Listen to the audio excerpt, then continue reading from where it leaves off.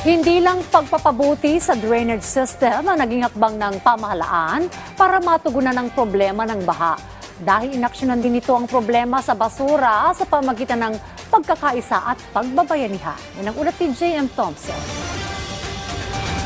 Mahalaga para kay Amelita ang ginagawang tugon ng mga ahensya ng pamahalaan para mabawasan ang mga pagbaha, lalo na sa mga flood-prone areas.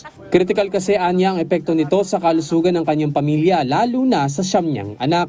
Siyempre, number one, mga bata na sa baha, nalalayo.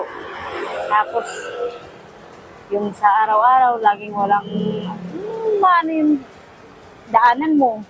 Walang tubig, basta yung ganun. Mahalaga talaga sa amin yung ganun na hindi laging pinapa. Ganon din si Daisy na halos 3 dekada nang nagtitinda at ilang bagyo at baha na rin ang pinagdaanan. Kahit papano'y may pagbabago sa kanilang lugar dahil sa ilang ginagawang drainage improvement. Anya, importanteng ipinagpapatuloy ang mga paglilinis sa mga estero para makaiwas sa baha at sakit na dulot nito lalo na ngayong tag-ulan. Mahalaga talaga, sir, kasi ngayon, kung ang daga lumabas lahat, umihilang sa mga estero, wala na bahana. Dapat yun ang pinagtutuunan ng pansin para hindi na lalong bumaha.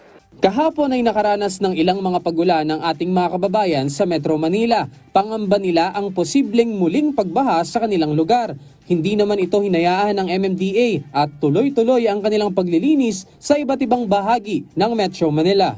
Sa pagtutulungan ng MMDA Flood Control Team at Dole Tupad workers, nagsagawa sila ng sunod-sunod na clearing at declogging operations sa mga drainage system sa Metro Manila. Malaki kasi ang epekto ng mga basurang nakabara sa mga kanal sa mabilis na pagtaas ng tubig baha. Mga burak at basura ang kanilang nahakot sa Muntinlupa City kung saan 1.75 cubic meters ng basura at burak ang kanilang nahakot.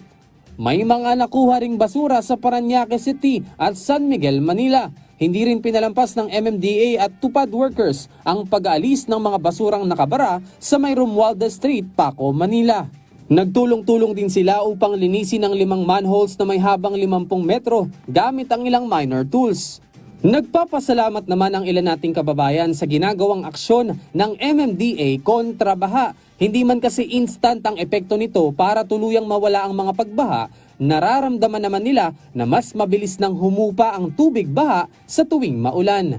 Bagamat pabugso-bugso na lang ang mga pag-ulan sa ilang lugar sa Metro Manila, tuloy-tuloy pa rin ang mga operasyon ng MMDA at iba pang ahensya ng pamahalaan para mapanatili ang kaayusan at kalinisan sa Metro Manila. Hinihingi naman ng MMDA ang kooperasyon ng ating mga kababayan na ugaliin ang pagtatapon ng mga basura sa tamang basurahan.